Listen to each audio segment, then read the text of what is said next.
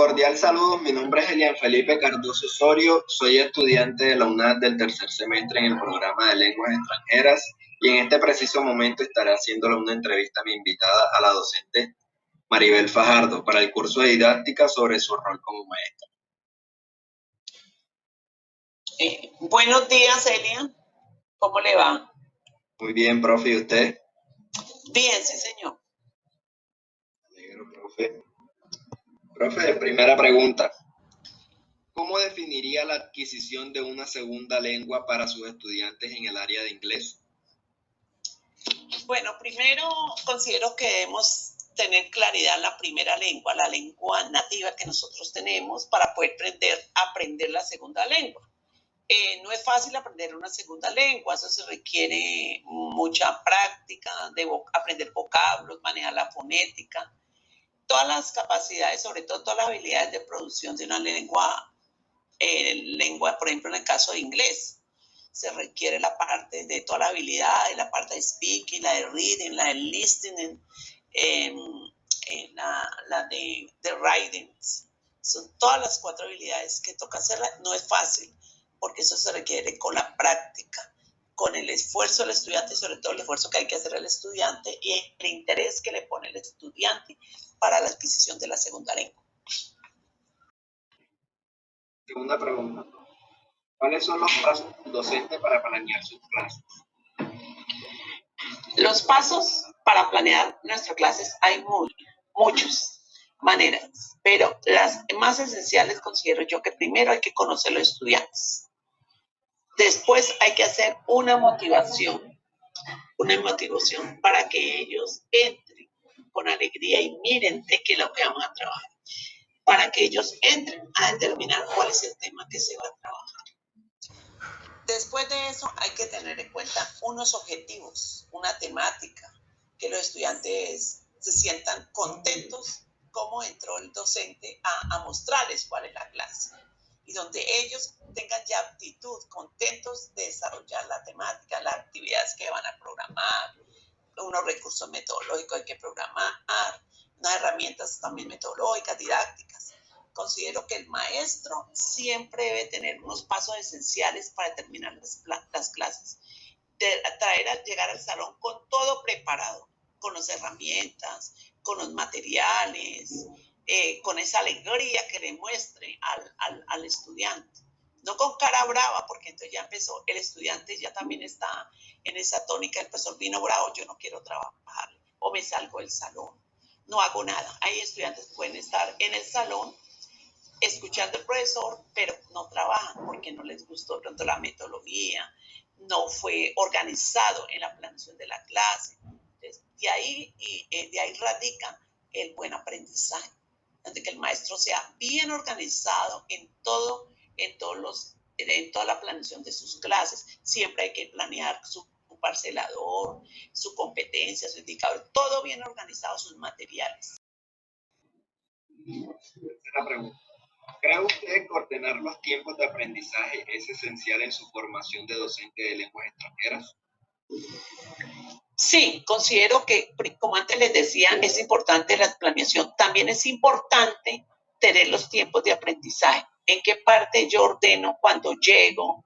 ¿Qué secuencias voy a utilizar? ¿Qué secuencias didácticas voy a utilizar en la clase? ¿Y cómo debo hacer para poder que los estudiantes aprendan esa segunda lengua? Entonces es importante tener un orden, porque qué actividad voy a utilizar primero, si voy a hacer un plan de mejoramiento, si yo estuvieron mal, voy a hacer un plan de mejoramiento. Si de pronto me presentó un inconveniente en ese momento, entonces debo ordenar la parte de aprendizaje. Si el muchacho de pronto no aprendió, tuvo duda y me preguntó y hubo la necesidad de volver a repetir el tema, la explicación, debo hacerlo como docente. ¿Cuál es el objetivo? Que el estudiante aprenda bien la temática que estamos haciendo, maneje bien la competencia que estamos trabajando. Si es una competencia, por ejemplo, escrita, que él aprenda a escribir perfectamente un párrafo de lo que estamos trabajando. En lengua extranjera, que aprendamos a corregir, a escribir, a ordenar, manejar los conectores, perfecto. Ese sería el objetivo, que haya un orden en los tiempos de aprendizaje. Todo no podemos determinar en una sola clase. Siempre debe haber una competencia, un indicador de logro, un objetivo debe haber en una clase.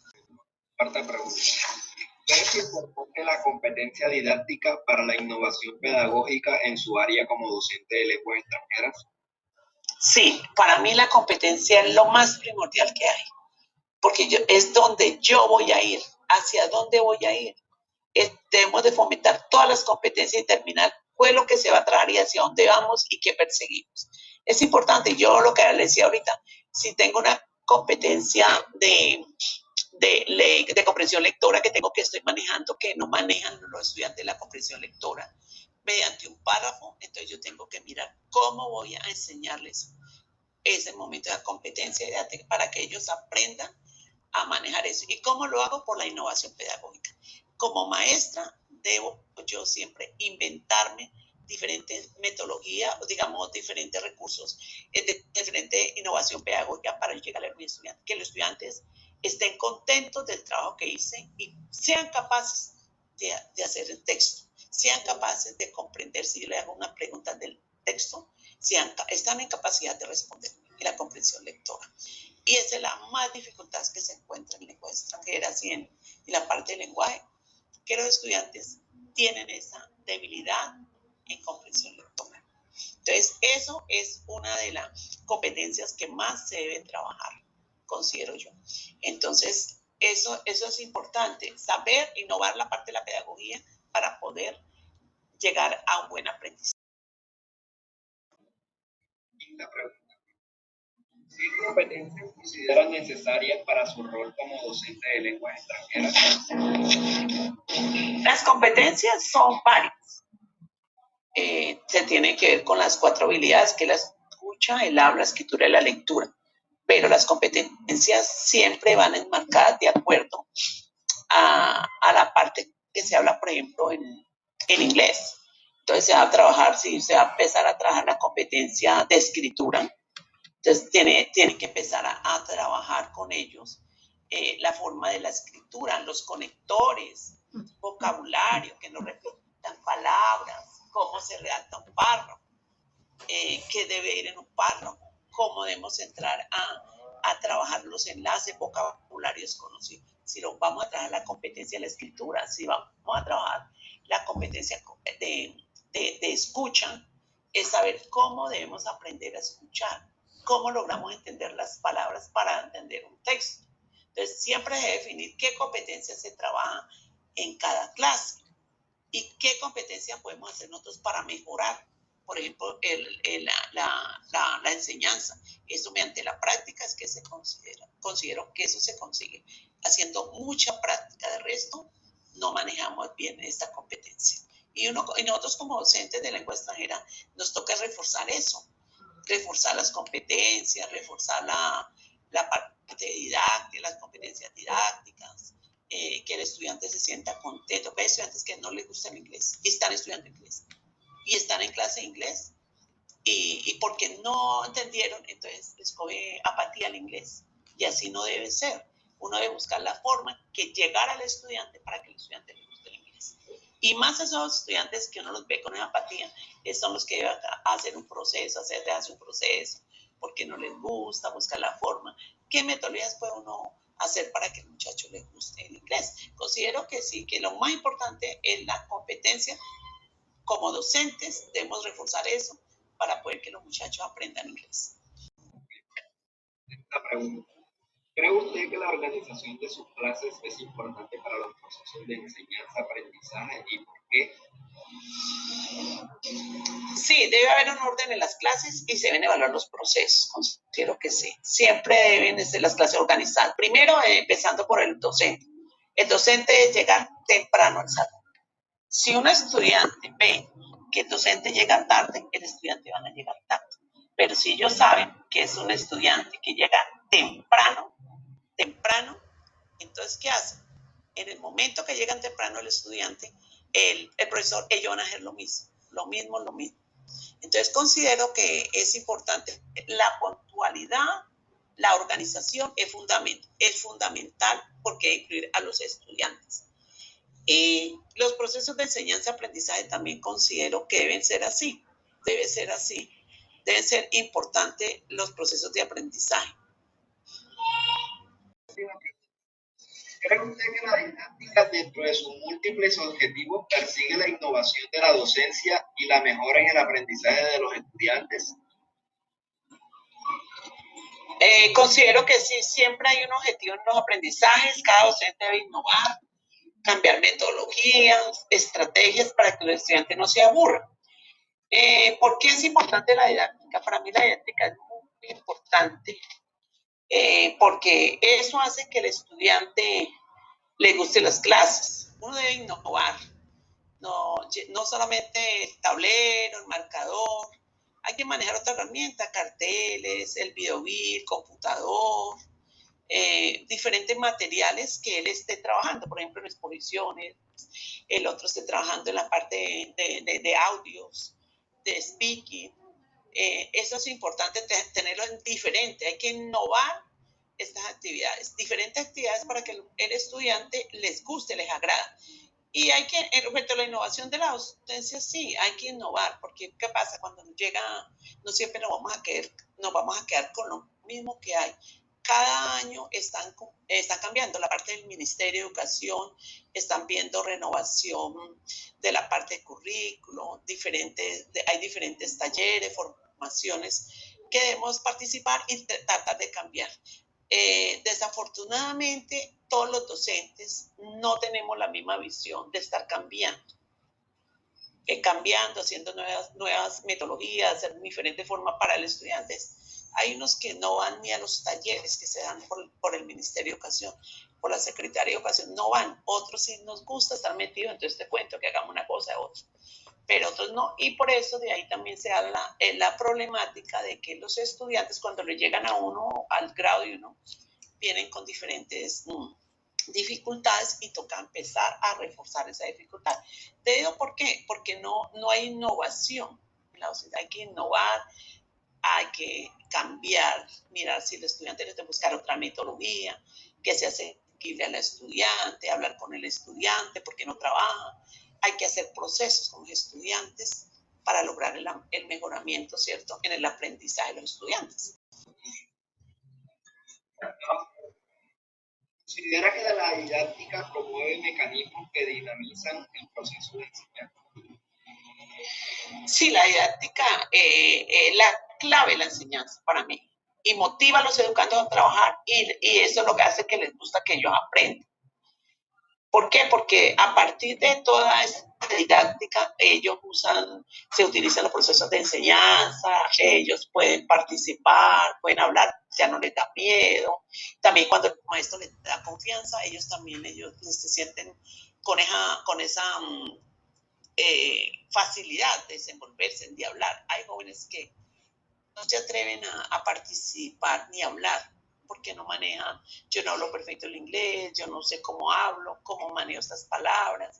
Entonces, siempre hay que darles confianza, hay que buscar los mecanismos para que se realicen todos esos procesos. Por ejemplo, vamos a trabajar la competencia del habla, del speaking, que ellos puedan hablar con naturalidad, empezando a saludar, cómo se responde a un saludo.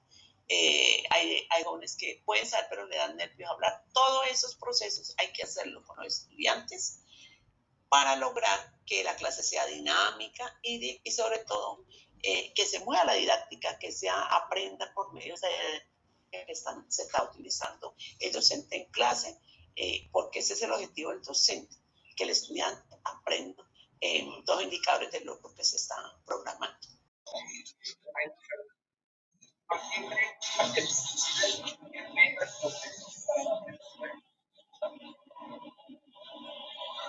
Bueno, claro, como docente debo tener metas y objetivos para formar a mis estudiantes, que los estudiantes sean activos, que sean participativos, que sean dinámicos, sobre todo manejen la segunda lengua. Como lo dije anteriormente, no es fácil, pero siempre el docente debe tener unas metas y unos objetivos en el aprendizaje. Si yo oriento un tema hoy, yo ya debo llevar en mi parcelador un objetivo.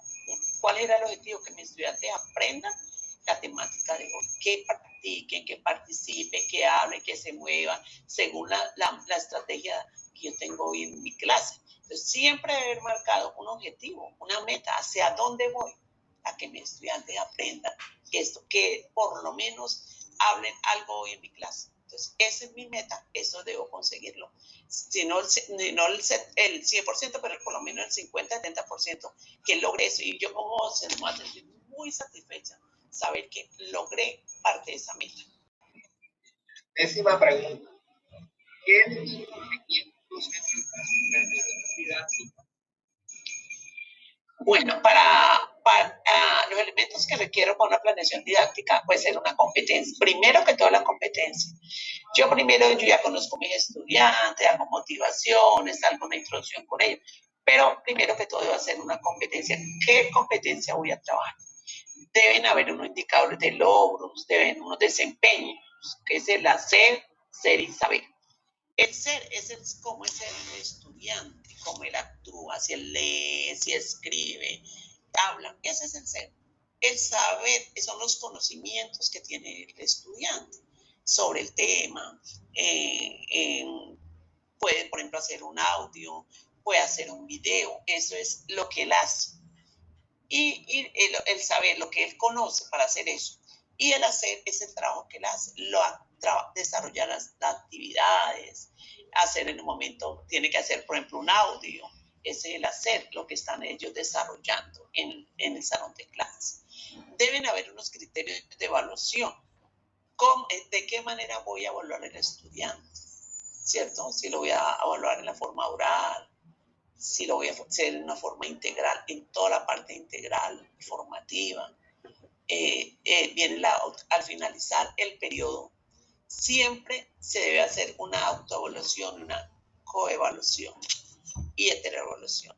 Heteroevaluación son las notas que yo saco en clase, 3, 4 notas que hago con ellos, de pronto una evaluación escrita, un trabajo escrito, de pronto algunas preguntas oral, de pronto pasar al tablero con la estrellita y preguntas y las respuestas. Y toda la parte evaluativa que yo hago en el periodo, eso se llama heteroevaluación. La autoevaluación es cuando se evalúa él mismo. El estudiante se va a evaluar si yo llegué temprano, si yo trae el uniforme completo, si yo hice todos mis trabajos frente a las evaluaciones, mi trabajo, todo en completo. Debo darme una valoración. ¿Considera usted que a medida que los medios se desarrollan y el entorno cambia, se deben cambiar los procesos de enseñanza? Sí, porque tenemos estudiantes con diferentes caracteres, con niños, por ejemplo, si hay un niño de inclusión, entonces yo debo crear nueva metodología, nueva enseñanza, porque no es lo mismo trabajar con los otros niños, igual va a ser adelanto, el progreso es diferente al, por ejemplo, niño que tiene inclusión. Yo tengo que buscar una metodología, cómo debo hacer el proceso para trabajar con el niño de inclusión.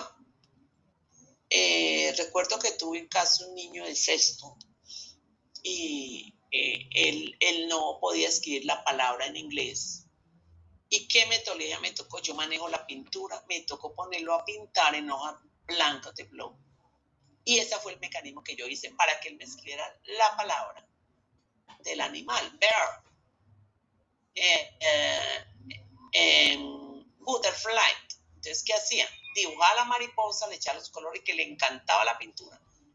Y así fui, que por letra iba escribiéndome letra por letra. Busqué la forma de que me pronunciara ya en inglés. Y de esa manera ella empezó a trabajar en inglés. Entonces, tienen que mirar qué motivación puede llegar al estudiante para que puedan entrar. Entonces, sí considero que sí se deben buscar cambios en el proceso de enseñanza debido a eso, porque se nos puede presentar cualquier estudiante de este tipo. Entonces, toca empezar a mirar qué podemos nosotros hacer, qué medios utilizamos, ¿cierto? ¿Qué podemos hacer cuando debemos cambiar los procesos de enseñanza? Al veces los cambian, pero los procesos casi en este momento son los mismos.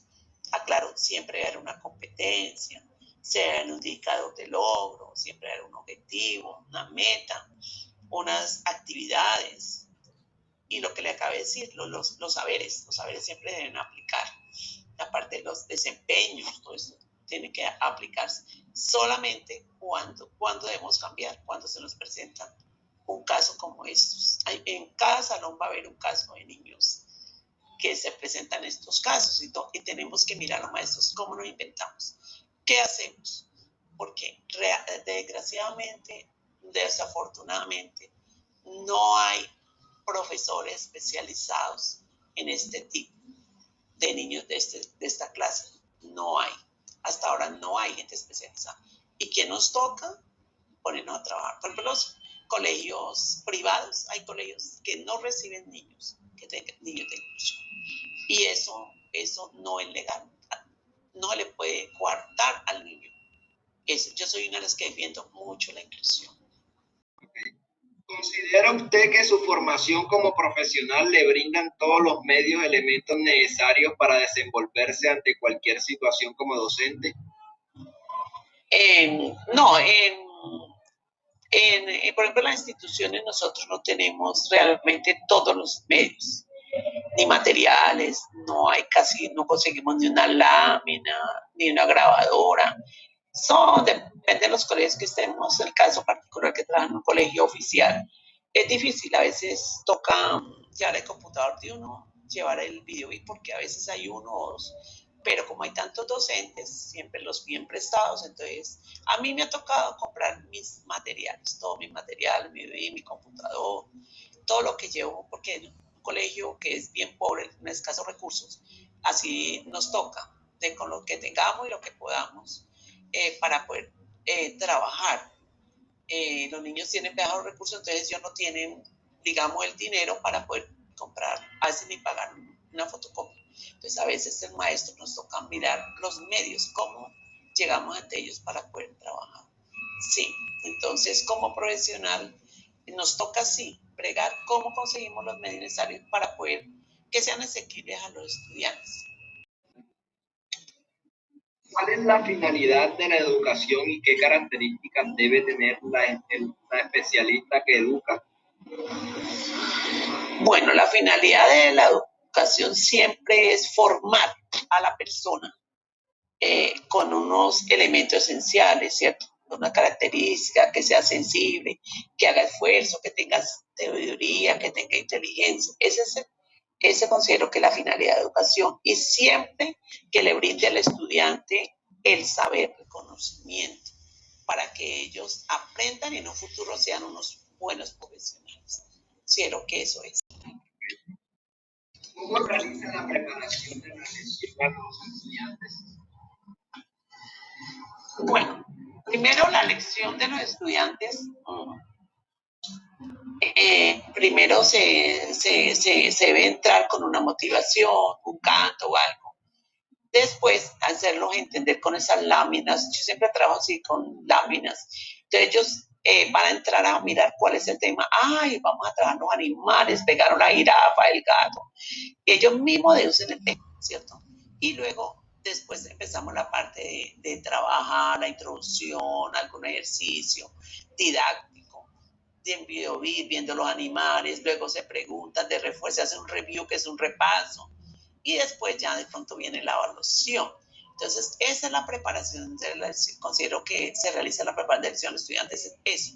Y también se les debe decir, bueno, en la próxima clase vamos a reforzar los animales, voy a evaluar, para que ellos también tengan el tiempo de repasar la lección cuando se va a evaluar. Yo siempre les aviso, les hago repaso, y les digo, para la próxima clase hay esa actividad de evaluación, evaluativa, para que ellos refuercen. Siempre les hago un review, un repaso, y luego si entramos a la evaluación. Entonces, siempre para la preparación de las lecciones, considero que debe ser también como en la preparación, los materiales, tener todo a tiempo, que los muchachos entiendan que se va a desarrollar.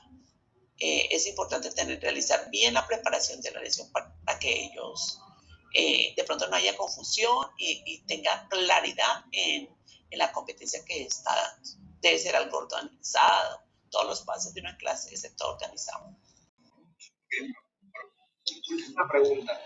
¿Te considera un docente empático? Bueno, primero vamos a definir que la empatía es la capacidad que tiene una persona para ponerse en un lugar de otra o entender mejor sus acciones, comportamiento y pensamiento. Sí me considero una persona empática, porque me gusta siempre es ponerme al lado de mis estudiantes.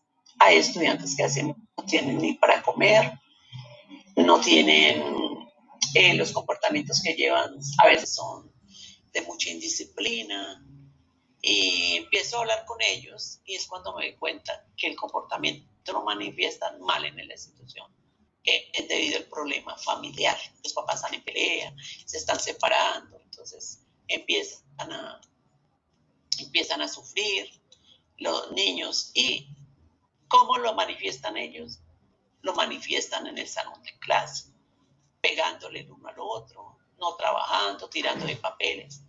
Y ahí es cuando uno se pone en el papel del estudiante. Bueno, esto pasa, venga para acá, muchacho, vamos a hablar, qué es lo que pasa, usted por qué no participa, usted lo que pasa.